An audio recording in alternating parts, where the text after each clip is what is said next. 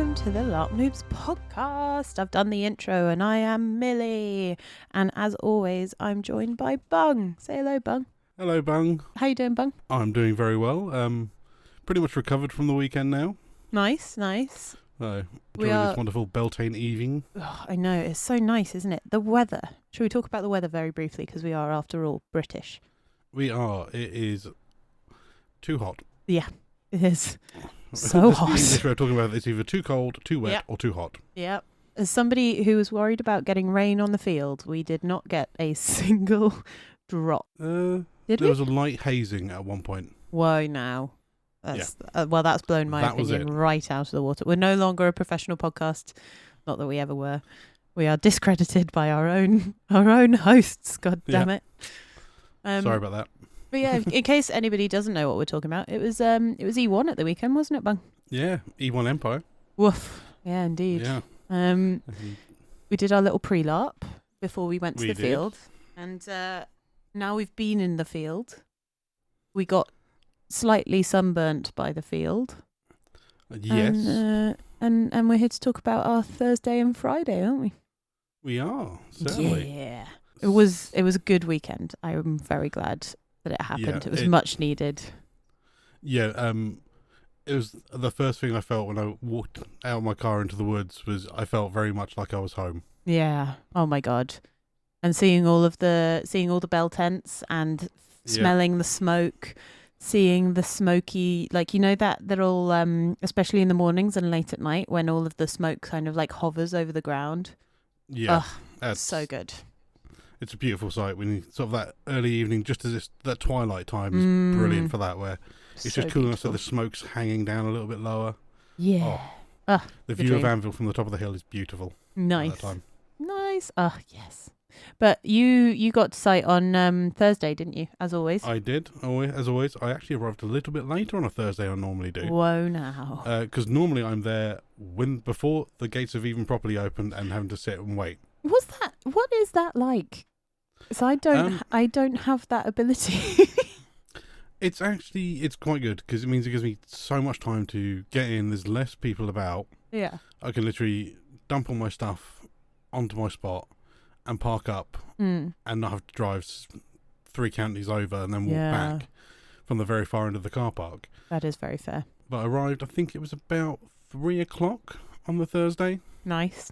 Realised when I arrived on site, I'd forgotten, before I'd got on site, as I was just going past the last service station, I remembered I hadn't packed my chair. No! So I bought a cheap £15 folding chair from a service station. Mm-hmm. Then, as I got onto site, realised there's a fair few things I forgot, including the resources I needed for Caro's shield that was sitting on my desk. No! Oh, bungle! So, as all clever LARPers do, I set all my stuff up on the Thursday and opened a can of beer and figured I'll deal with this tomorrow morning. That's very fair.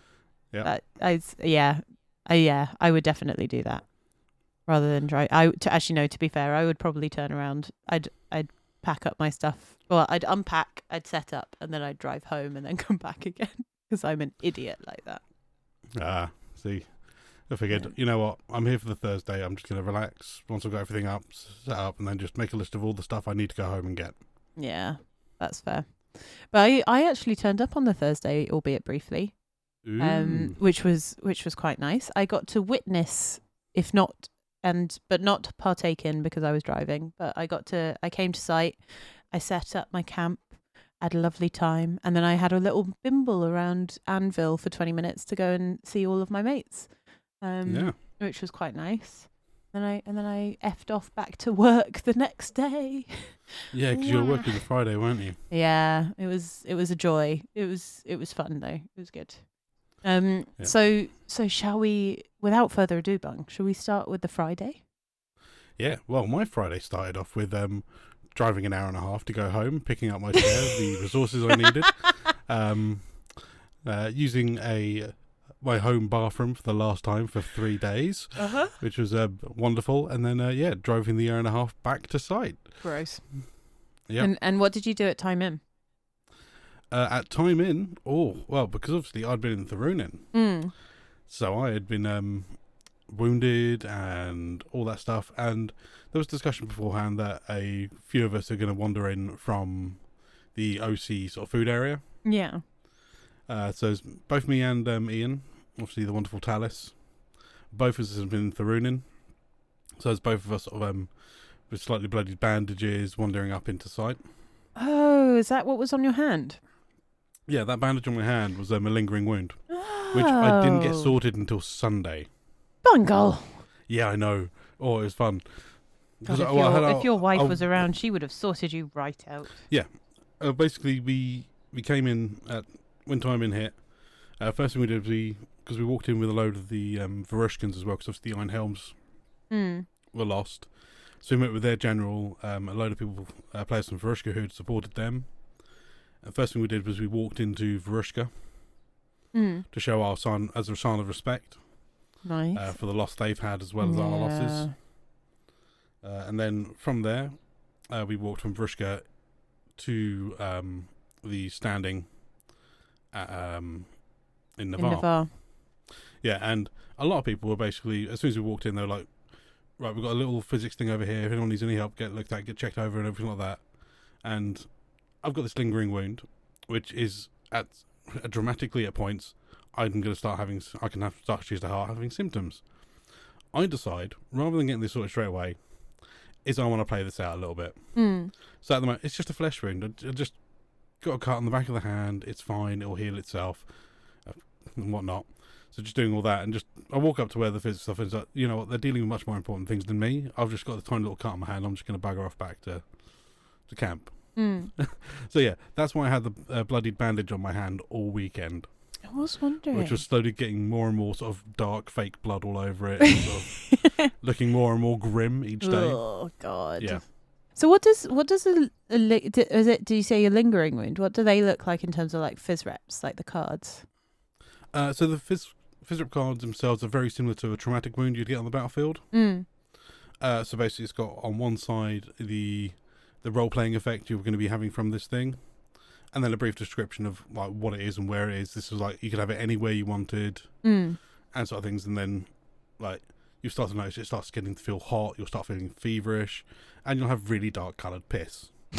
Was that really part of it? Yeah, your urine, and you'll have dark urine. Oh God! There's one of the things in there. No. Yeah. So, and it's like the same again, where sort of obviously since there were so many of them having to be done, rather than being lammies, they were just stapled shut. Nice. Because fair. Anyone who was supporting any of the armies in Tharunin got one of these things. Yeah, and that was quite a long list. That's a lot of people. Yeah. And did you get one of the auras and stuff with it as well? I did, yes. What did you do? Are you allowed to talk about what the auras had? I think I can. I'm trying to remember. I guess should be a bonded thing on my profile decisions thing. I think. Ooh, if the servers are back up. Characters. Okay, it's not on my ribbons list at the moment, so I need to go through and sort that. But it was one of the auras, which I will look up now. Please hold, dear listener. While I'm looking that up, Millie, what did you get up to at time in? Well, I was still in the office at times. Oh. So I was racing at about 6 o'clock. I was racing towards at a reasonable and legal speed limit towards site, and I was having a lovely time. I've been really listening to Dungeon Crawler Carl on Audible, which is definitely not sponsored. There are other audiobooks available, and other audiobook services available. And I was having a lovely time, and I turned up around 7 o'clock, which was quite good, yeah. And bimbled. Unlike you, my dear Bung, I did not get a good parking space.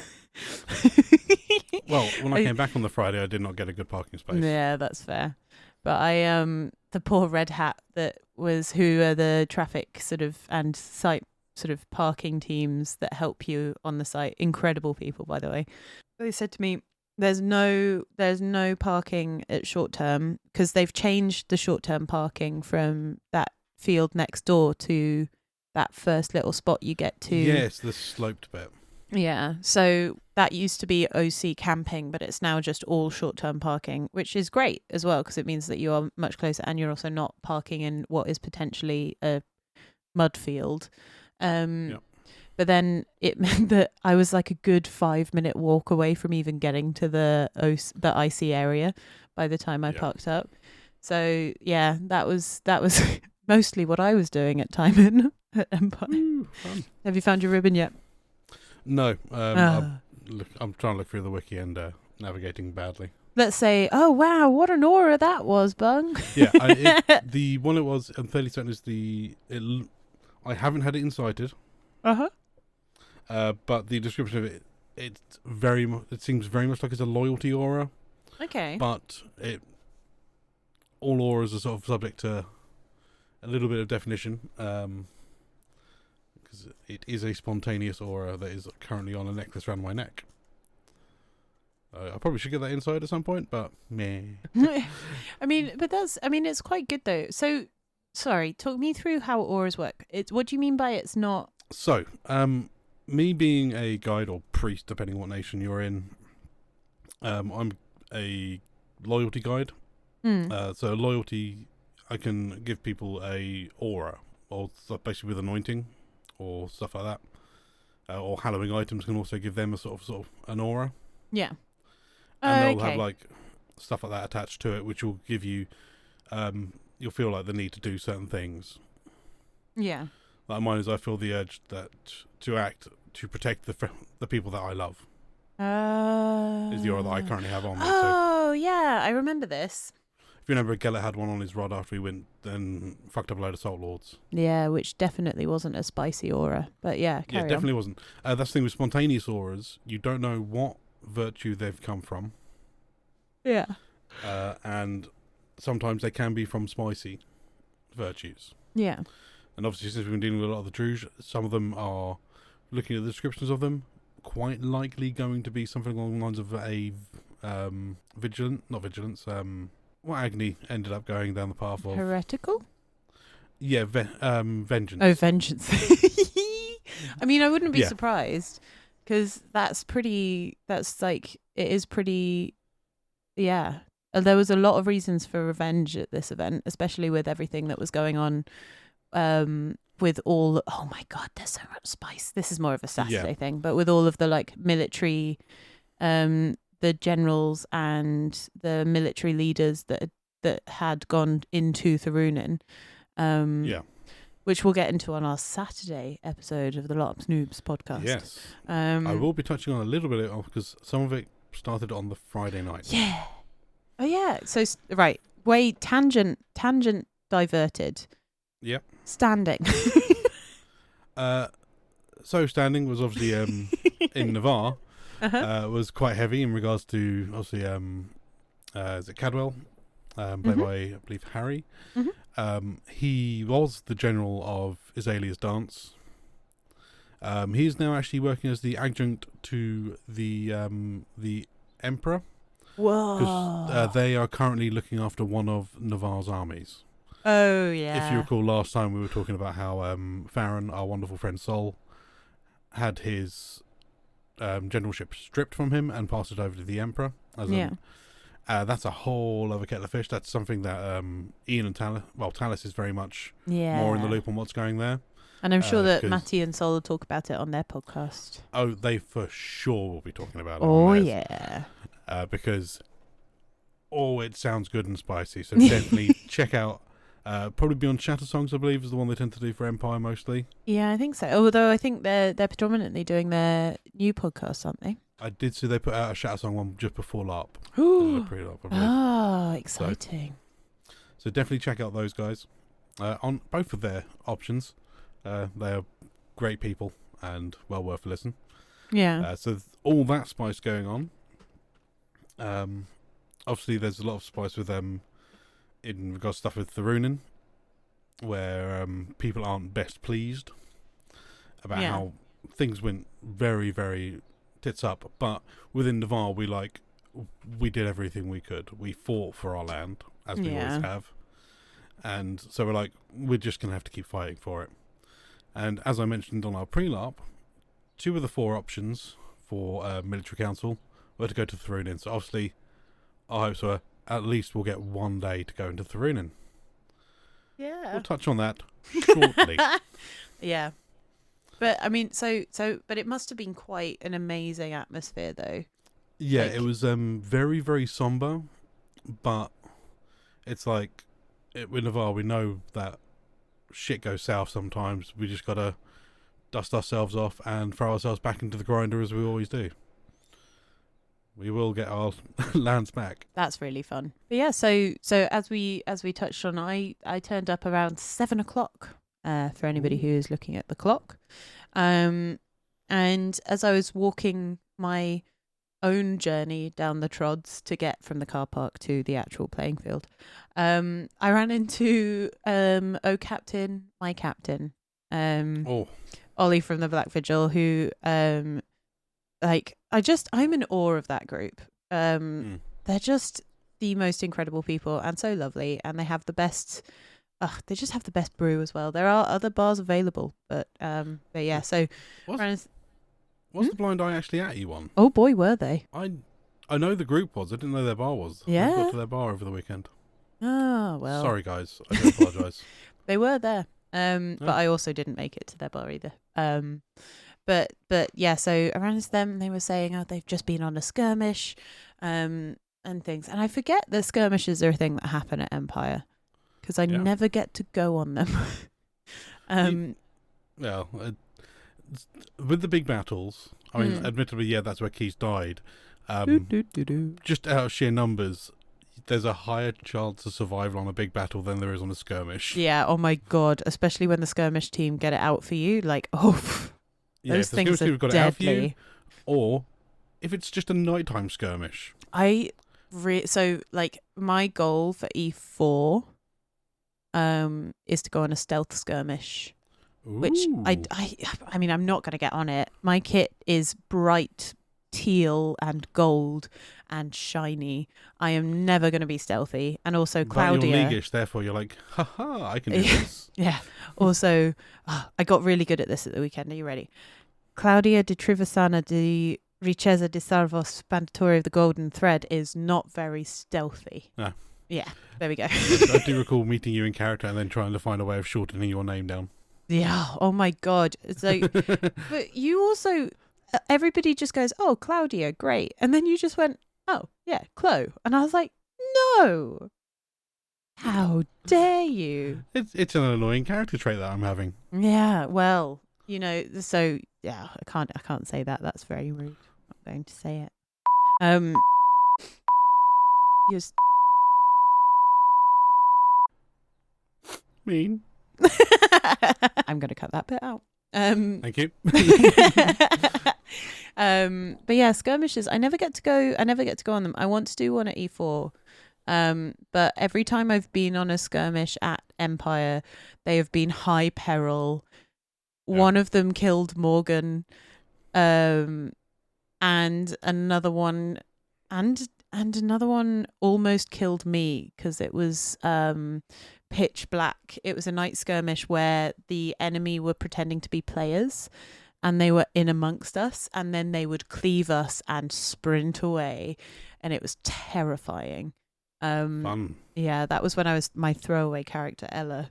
But yeah, so that was interesting. But anyway, talk of skirmishes besides, I left the captain, the handsome and good-looking captain, away, and I headed off to my new campsite in the League, which is that bare open field. Oh my god, I felt that bare open field that entire weekend. It was so, the lack of shade. My guy. I have never missed Navarre so much. But yeah, so I turned up. I got fully into Claudia mode, which was really cool and really fun.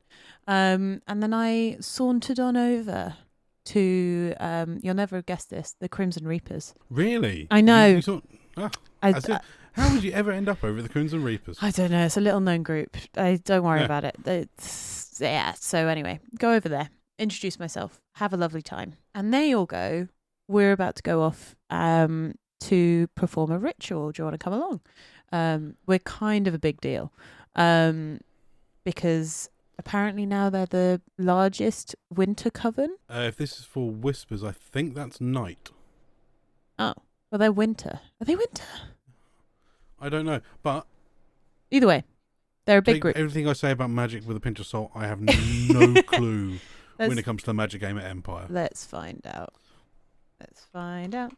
But I think I know this is where you're heading for this ritual and what ritual it is. Yeah, right. Because we've crossed paths. So it was going for a Whispers Through the Black Gate, which is a winter ritual. Huzzah! Okay, I stand corrected. Thank you very much. No problem. You're right. No, it was. Hey, got to provide correct information. I know. And they were saying, oh, it's just for some little known Navari, but they're paying us good money, so got to go.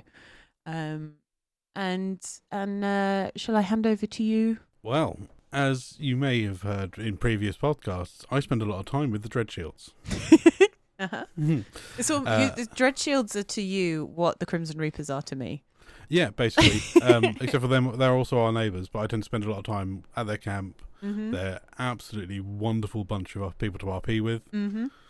And previous summit, Otis, played by the wonderful Alex of Larps and Tarps, was killed during I think it was when they were attacking the dire walls. Yeah, ironic. There's through a skirmish talking about how high peril they can be. And there was a little bit of controversy regarding his death.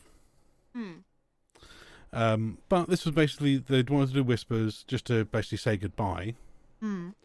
Because obviously Neve and Otis were at least very close, if not actually a couple in the game. And so they're doing all the goodbyes.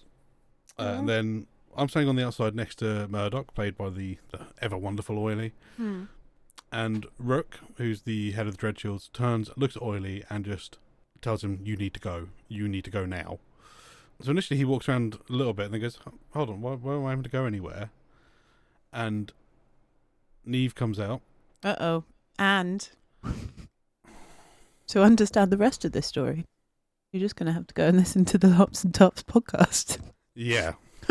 All I'll say about it is it was a beautiful moment of RP to watch. It was amazing. It was so good. I mean, hats off to both Chloe and Oily and everyone else involved in this. Just the visceral reactions and everything was so perfectly done. Yeah, it was amazing. And emotions were on high. But this is what I love about Empire, is the fact that wherever you go, because there are so many people, you get to witness and be part of these really beautiful moments of RP that you don't necessarily that you just don't see in the real world, because like we as human beings in society nowadays, I mean, like I could talk for days about psychology, and especially around when it comes to like social norms and all this stuff, but you don't see it, and you don't see people crying openly and yelling at people, or mourning, or doing anything that is so incredibly like emotional. That it is a real privilege getting to witness it on the field, and I think that was. I cannot wait to hear about it. I am very excited. It was definitely something special to see. Yeah, it was really, and it was Nick of the Crimson Reapers as well there, and Lara, the group that did the casting of the ritual, did it and facilitated that plot as well in a really nice way. It was just a beautiful example of RP and how you can work really well together and plan something that is just beautiful. And I will say beautiful one more time. But also, while this was going on, I was selling a load of my little frogs. Oh my god, I love those frogs so much. They were so cute. The little podgy ones were the best seller, so I will be trying to get more of them ready, if not by E2. I should hopefully have some, but I will most likely have a lot more by E3, I'm hoping. I loved it. If I can bribe my other half with enough yarn. If you can get Ruth to get like a teal and gold one. I'll try and get some of the chunky wool as well, so you get one of the proper squishy ones. Yeah. I will happily pay top dollar. I've got for one it. of the rejects currently sitting out behind me because his eyes. We put the eyes in, but they were too small. So it looks really derpy. I love him. Can you send me a photo of it and we'll use it as the thumbnail? Yeah. Yay. Oh my god, I love him so much. Oh, so cute. He's our little derpy spare, which lives in my office. How did you find selling stuff on the field? Was it easy? Was it hard? Like, tell me more. So basically, I had a old hamper basket which I got from a work Christmas years ago. I was like, that would be really useful to do stuff with at LARP. And it's just been sitting on a shelf gathering dust. Then started getting all these frogs crocheted up. And yeah, it was just walking around and saying people, would you like to adopt a frog? And then opening up this basket of frogs. Honestly. And the reaction from the majority was, oh my god! Especially at the chubby boys. Yeah, they were so cute. Because they've got a lovely tactile feeling to them as well. I full-heartedly endorse this business venture. Yeah. Thank you. I will be continuing to run the Ashbourne Frog and Frog Rescue Service. Oh my god, so cute. Especially, is it Tharunin that's marshy, or is that Miarin that's marshy? Tharunin was marshy, so now it's just ash. Well, it's still very marshy, but it's now poisoned marsh. Which is basically, I was rescuing the frogs from Tharunin on my way out. So it's like, I don't want these guys to die either, so I was just like bundling them into crates and boxes. Oh, so cute. But anyway, so you were selling your frogs.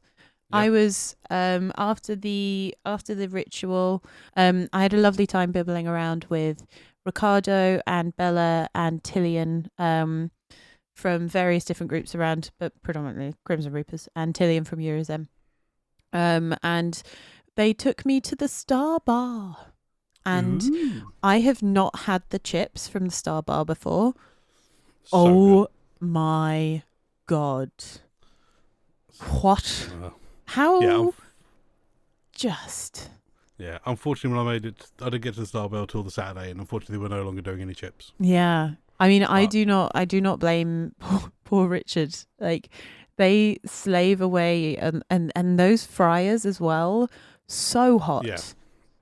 And oh god, yeah. And in the weather we had this weekend. Yeah. And just mental. But yeah, so anyway, got some chips. Not a small portion. Mm-hmm. Huge portion of chips. It's about 2 crowns a portion, though, isn't it? Yeah, but like it's good. I'm not saying it's a decent sized portion for the amount you pay as well. Yeah, really good. So. And I'll be honest as well. It was really good. And this is another thing that I really love about Empire is the fact that when you sit down in a bar or in an establishment and you just sit and you listen to what is going on, you get a really invaluable amount of information. Like, I was talking to Richard and I think they're V, and they were talking to us about the state of the Brass Coast and everything that was going on, and the finances was a big thing for Claudia this event, and sort of talking about what was going on in the Brass Coast and just how what a state it was in. Because I love the Brass Coast and I love it, but apparently in the lore of Empire, it's really struggling at the moment because of all of the finances. It's got its military units are struggling a bit, and then there's its fleets and things are struggling. And it's like, oh my god, the debt as well. And this isn't just for the Brass Coast, this is for pretty much every nation. The Empire as a whole is running dangerously low on cash. It's mental. What cash is in private hands is very little is held by the Senate. And this was what the main theme of my Friday was. So we were talking about that. And it's weird being a Liga, because I had also just gone to Talis and said, you owe me that 20 thrones coin that you've got. And so I was walking around with 20 thrones in my pocket. I know. And which is a very fortunate position, because obviously a lot of new players start the game with only 18 rings. So it's always going to be a bit of a struggle.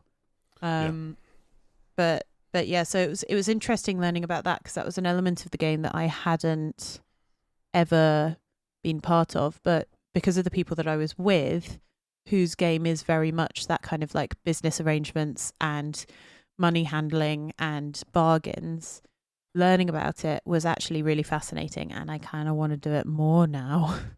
Ooh. I am obsessed. Are you going to be the one to fix the Empire's finances? I am not. I am very much not, but now I can figure out a system on how to get around it. Yeah. But yeah, so that was about what I did for a little bit. I was just chilling and eating chips. Did you get up to much after the Whispers? After the Whispers, I say we went back to, well, a lot of us went back to the Dread Shields. A few people bimbled off to Wine Club. Wine Club? Oh, it was midnight. Yeah, I didn't go after that. But prior to that, Military Council had obviously had their discussions about what we're doing this weekend. Oh, yeah. Yeah. And this, I felt the energy in Navarre completely change at one moment. And that was when Kedwell came up to our camp and informed us that only 3 generals, 2 of them being Navari and 1 other, voted to do any action in Thurunin this weekend.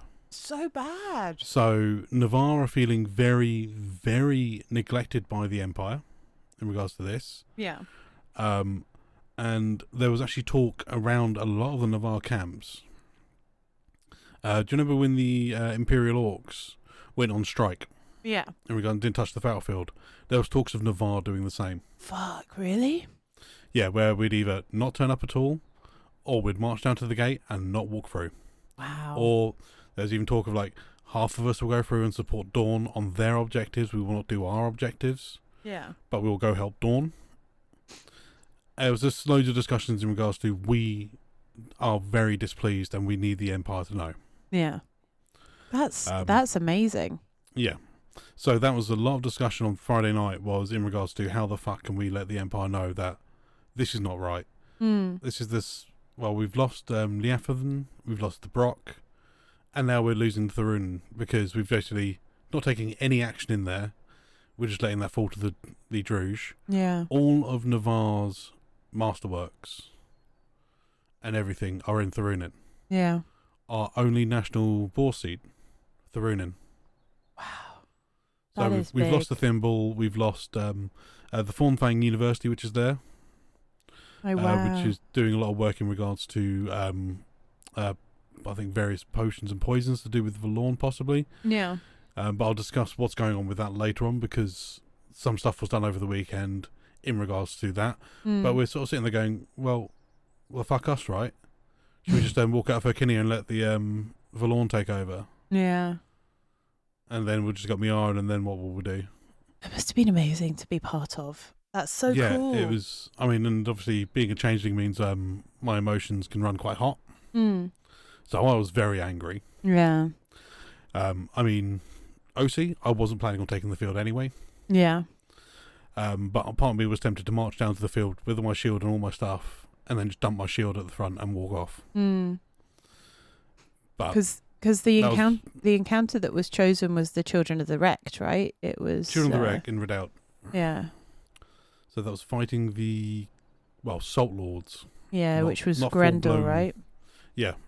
So Salt Lords and various things to do with them, including Landstrucks and Siaka Heralds, which we all know go very well for everyone, which we'll discuss we'll get on to on a later episode. Yeah, see, after the Star Bar, the group that I was with went to the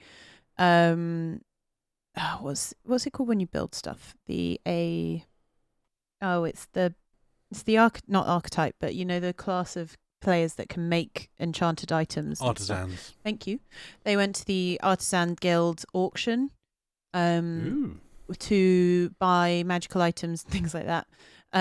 They all professed that they would not be bidding on any items. We all know how that probably went.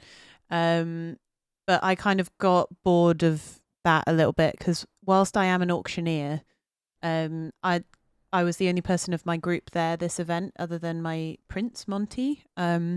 So I was sort of just having a time. I was like, I'm just going to bimble and mooch around, and have a nice time.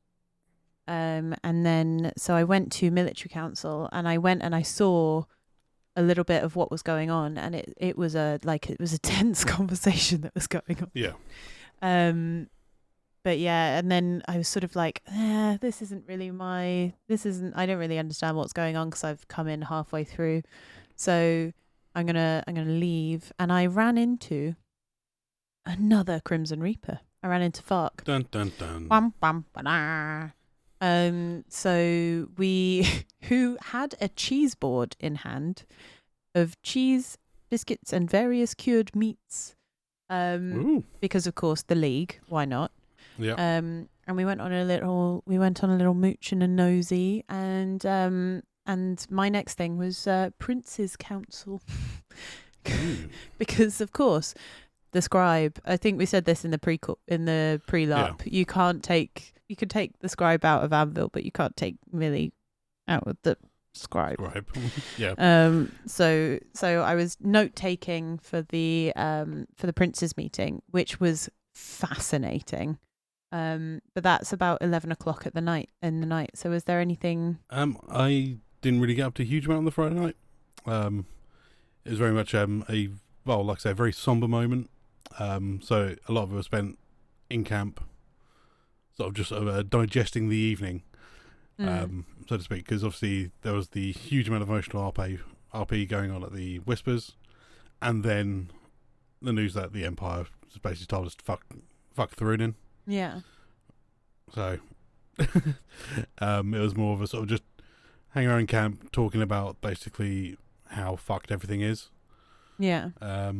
Yeah, and then obviously a few people bimbled off to their various things like wine club and whatnot, and actually got a reasonably early night. Basically, stayed up for West Wall, which is the last song, and then returned to camp and went to bed.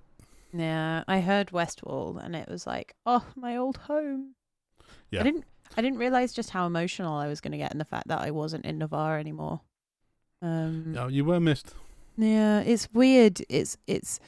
It's weird as well because you have to start again from the bottom. I think. Yeah, I mean, did you find this when you changed from Keys into Gwythian? A little bit. I think since I was staying within the nation and my group, it was a bit of a leg up. But obviously, I'm sort of trying to lean a bit away from what Keys was like. I mean, I'm still a guide, but I'm sort of not like Keys was very much fawn, then guide, then started doing a bit of physicking, whereas I'm playing Gwythian more as I was a physic who's turned towards the guiding path.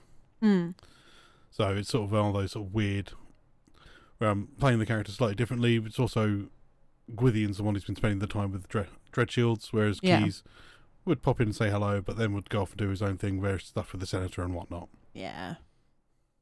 But it is interesting because I've gone from Navarre where I kind of was beginning to know people and identify people and sort of go, oh, okay, well, I know exactly where I am and I know what I'm doing, to being in the League where I kind of, the only people I know are the Crimson Reapers, and then I'm having... And the Jackdaws, that's true. Although I've never actually been to the Jackdaw camp.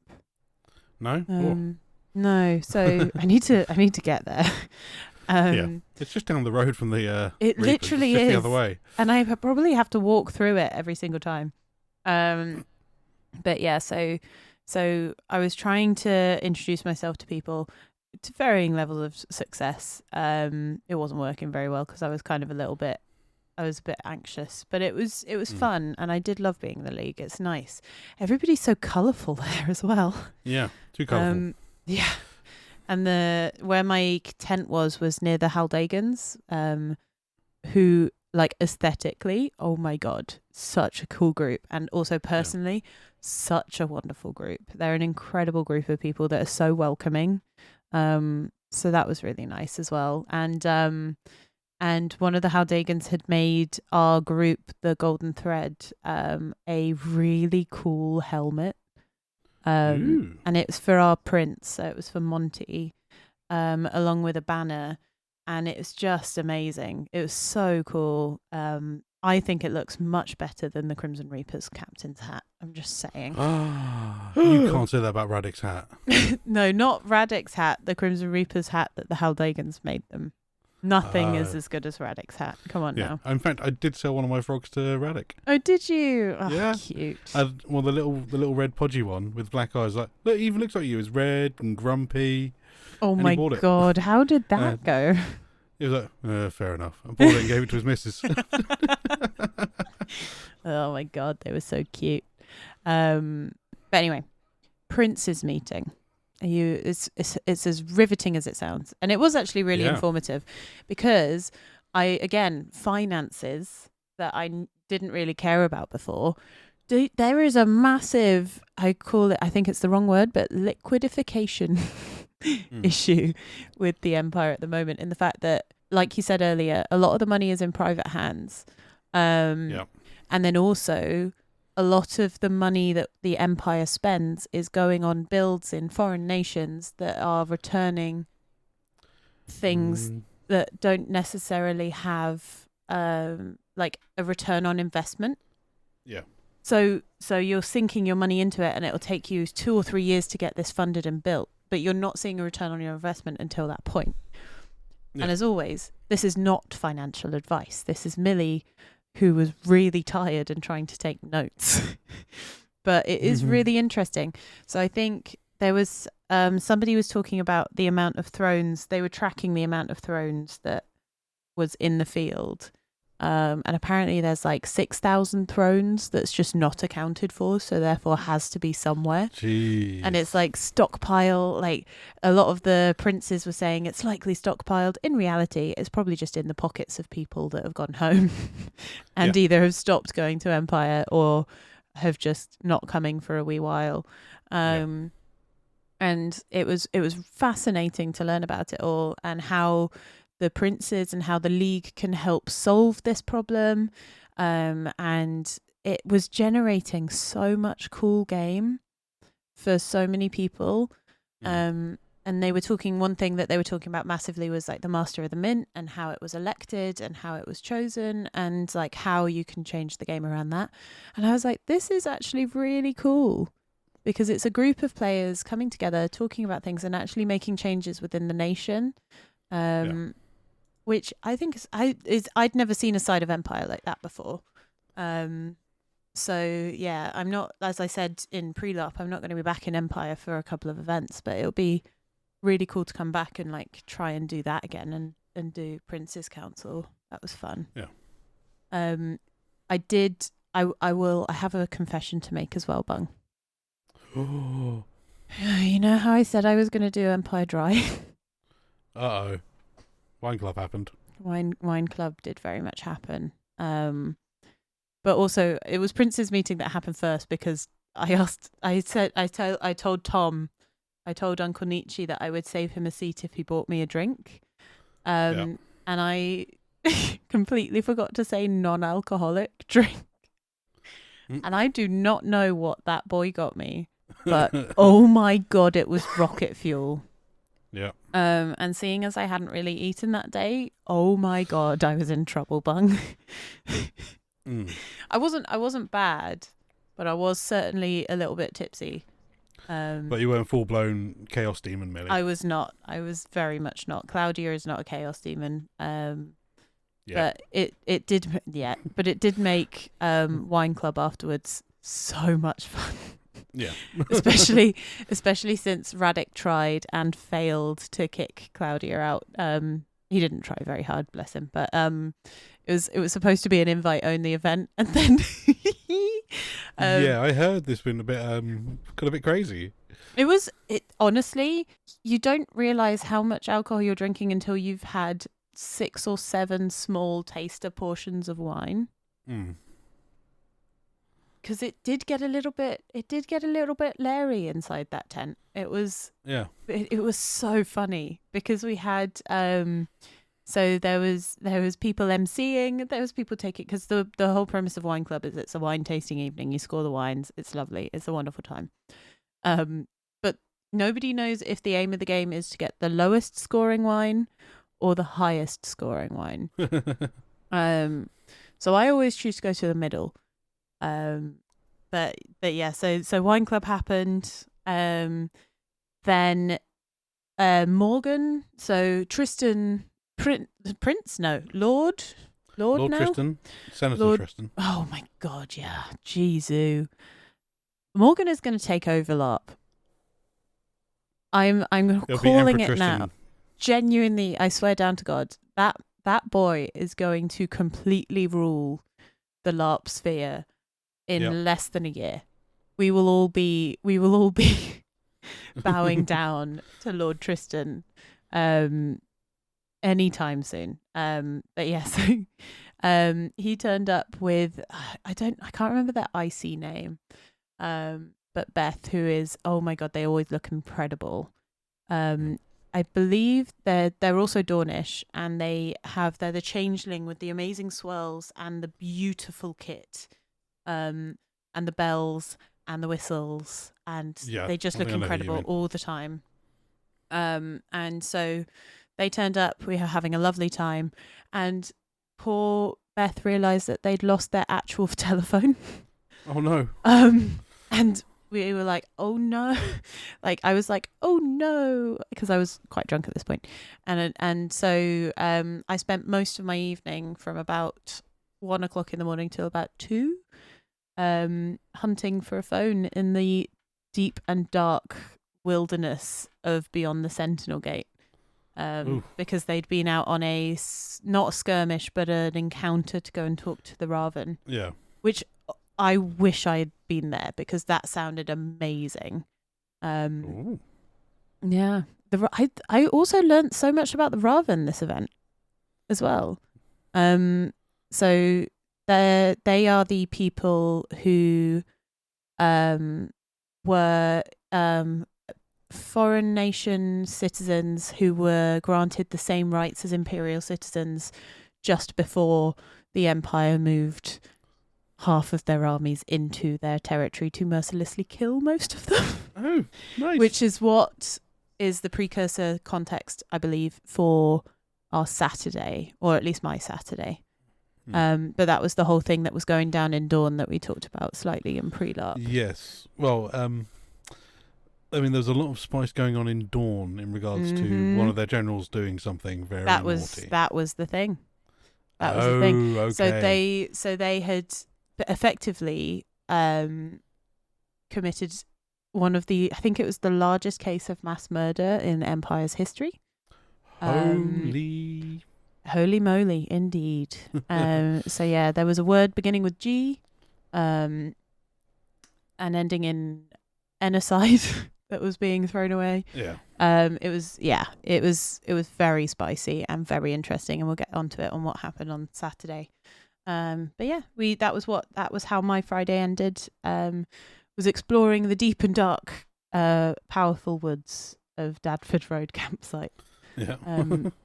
So yeah, that was it. That's our Friday, Bung. Yeah, that was Fridays.